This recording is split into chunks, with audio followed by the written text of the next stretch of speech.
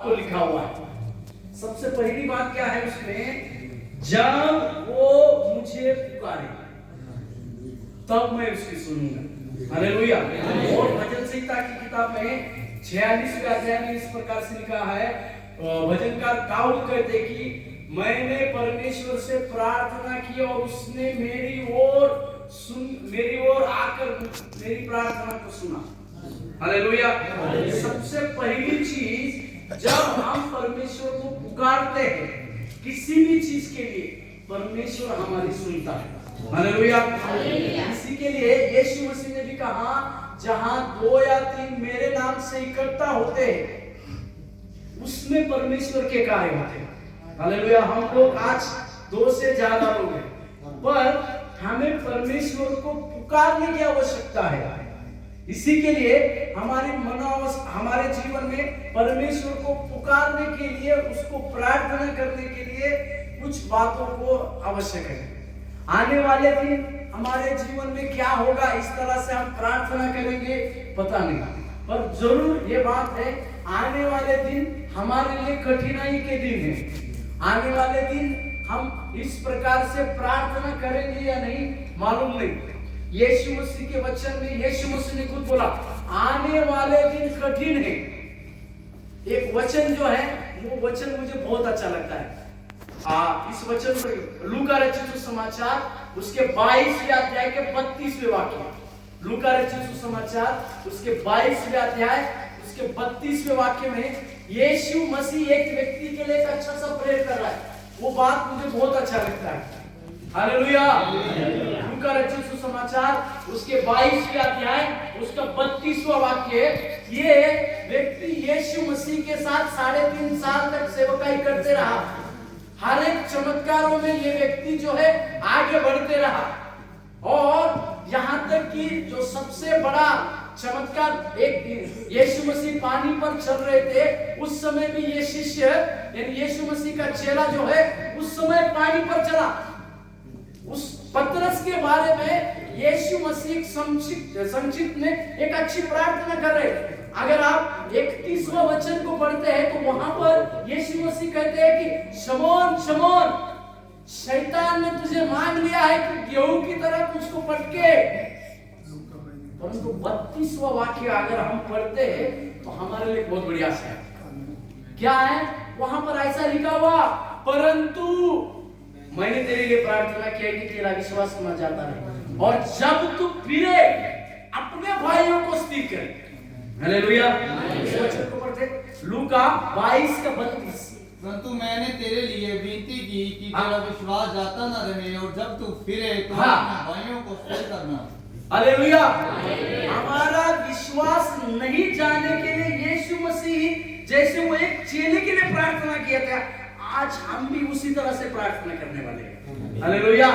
हमारी की गई हुई प्रार्थना से और लोगों के जो विश्वास में डगमगा रहे हैं, वो स्थिर करने के लिए परमेश्वर ने हमको और आपको लाया। हालेलुया।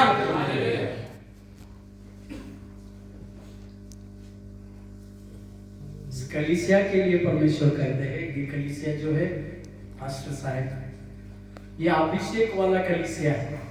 परमेश्वर यहाँ पर बहुत सारे अभिषेक लोगों को और अभिषेक को रखा है, और परमेश्वर उस अभिषेक में और बढ़ोतरी करना चाहता है।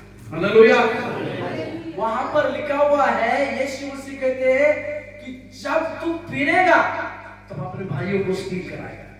इसका मतलब क्या है हमारे जीवन में, कि हमें एक जगह से स्थिर, हमें औरों को स्थिर करने के लिए परमेश्वर के द्वारा एक बल प्राप्त करना है। और बल कैसे आता है? प्रेयर के द्वारा आता है। हालेलुया। इसी के लिए जब प्रेयर के समय में हम प्रेयर करेंगे, आपके राज्य के लिए प्रार्थना करेंगे, हमारे देश के लिए प्रार्थना करेंगे, या आपके राज्य में जो बातें हो रही है उसके लिए प्रेयर करेंगे, हमारे पास एक विश्वास होना चाहिए कि परमेश्वर हमारी प्रार्थना को सुनता है। हालेलुया। हालेलुया। इस विश्वास के साथ जब हम परमेश्वर को प्रार्थना करेंगे, परमेश्वर हमारे जीवन में कार्य करेगा। हालेलुया। हालेलुया। यीशु यहाँ पर पतरस के लिए इस बात को कहते हुए वो कहते हैं कि जब तू फिरेगा तो अपने भाइयों को स्थिर करेगा। एक बड़ी योजना पतरस के जीवन में, और इस पतरस के बारे में हम सब लोग जानते हैं। आसानी के साथ यीशु मसीह को 3 बार इनकार किया गया। आसानी के साथ इस यीशु मसीह को इसी पतरस ने कहा कि मैं इस यीशु मसीह को नहीं जानता हूं, आसानी से इनकार कर दिया। परंतु परमेश्वर की उसके लिए योजना थी कि यही पतरस मेरे लिए फिर से फिरेगा, यही पतरस मेरे लिए मेरे विश्वास में फिर से पक्का होगा, और जब ये पतरस विश्वास में पक्का होगा और भाइयों को परमेश्वर के लिए कार्य करेगा। और यही पतरस पेंटिकॉस्टल के दिन में हम सब लोग जानते हैं, पेंटिकॉस्टल का जब दिन आया, प्रेरितों के काम 2 अध्याय के 11वें वचन में ये पतरस जो यहूदी लोगों के डर के चलते छुपा हुआ था, आसानी से यीशु मसीह को इनकार कर दिया। मृत्यु की आत्मा से, भय की आत्मा के चलते आसानी से इनकार किया वो पतरस। एक समय आया उसके पास, पेंटिकॉस्टल का दिन आया, उस वचन में इस प्रकार से लिखा हुआ है, तब पतरस 11 में से खड़ा होकर कहने लगा, हे यहूदियों। इसका मतलब क्या है? यीशु मसीह ने जो प्रार्थना की थी कि वो पतरस फिरना है और अपने भाइयों को स्थिर करना है, उसका नतीजा को हम देखते हैं।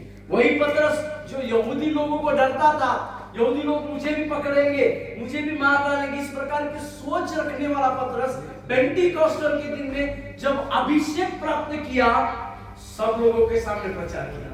हालेलुया। और हम जानते हैं इसी पतरस का एक दिन का प्रचार में 3000 लोगों ने परमेश्वर का उद्धार प्राप्त किया। हालेलुया। नए नियम की कलीसिया का सबसे बड़ा पहला चमत्कार अगर क्या है तो पतरस का प्रचार, एक प्रचार और 3000 लोगों को उद्धार में लाए, 3000 लोगों का बपतिस्मा। हालेलुया।